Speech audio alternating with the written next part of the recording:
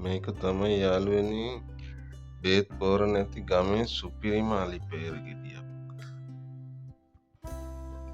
හොඳ අලිපේර හොයන්න පුළුවන් මේක සුපිරියටම මදේ කහ පාටට තියෙනවා. අපි අර කඩෙන් ගන්න අලිපේර ගොඩාක් කොළ පාට මේ කහ ගතිය අඩුයි. අර අයිනේ තියෙන කොළ පාට ගතිය වගේ තමයි තියෙන්නේ. කපපුවාම වෙනස හොයා ගන්න පුළුවන් සුපිරියට. බලන්න සුපිරි අලිපේර ගෙඩියක් හොයා ගන්න ක්‍රම.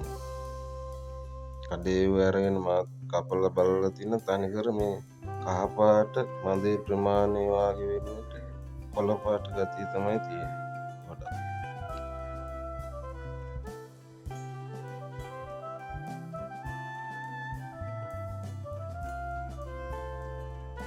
මදේ අයින් කරලා දාපුවම ඒකත් හොඳට කහ පාට තියෙනවා.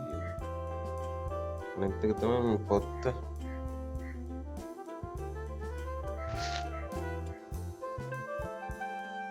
පොත්තේ හොඳට ගැලවිලා ඉන්න මේ ටිකක් තියෙනවා. අයින් කරගන්න අර ඔයාලට අයින් කරන ගමන් කියන්නේ.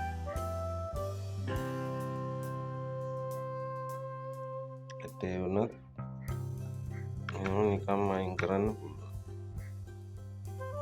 නේද? කල්පාට මේක තියෙන්නේ මේ ඇටේ තිබුණු සිවියක් ගැලවිලා තියෙන එක මොකද ප්‍රශ්නයක් නෑ. බලන්න මේකේ තියෙන ලස්සන. කඩෙන් ගන්නේ මාත් කඩෙන් අරගෙන කපලා තියෙන තනිකර ගොඩාක්ම තියෙන කොළ පාට හරි.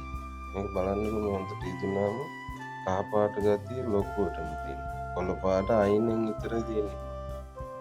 ඒක තමයි සුපිරිම අලිපේර. එහෙනම් මද ටික ගත්තාම පොල් කටු වගේ ලස්සනට පොත්තක් තියෙනවා. පොත්තෙන් ගලවලා ගන්න බැරි නම් පොඩ්ඩක් ටේප් අලිපේර එක ඒ තරම්ම හොඳ නෑ. මේ පොත්තත් ලස්සනටම තියෙනවා. මේ වාජනයට දාපුවම කහ පාට අර අන්තිම පොත්තේ තිබුණු හරිය විතරයි කොළ පාට තියෙන්නේ හරියට. දැන් ඉතින් Tamanට රස අනුව සීනි ප්‍රමාණය දාන්න. ලුණුත් පොඩ්ඩක් දාන්න. Tamanට ඕන නම් කිරි පිටි චූට්ටක් දැම්මොත් මේක මාර රසයි.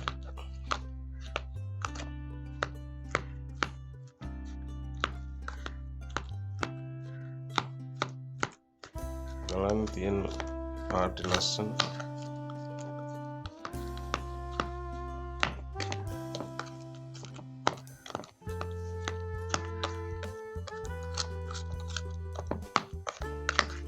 ඉතින් ගාලන් ලස්සනට හදාගන්න පුළුවන් මේ වැඩ කරන තැන්වල හදාගන්න වෙන්නේ මෙහෙම තමයි. අලක් මම අර වෙනස පෙන්වන්න තමයි කපලා හදලා පෙන්වන්න. බලන්න මේක ලස්සන.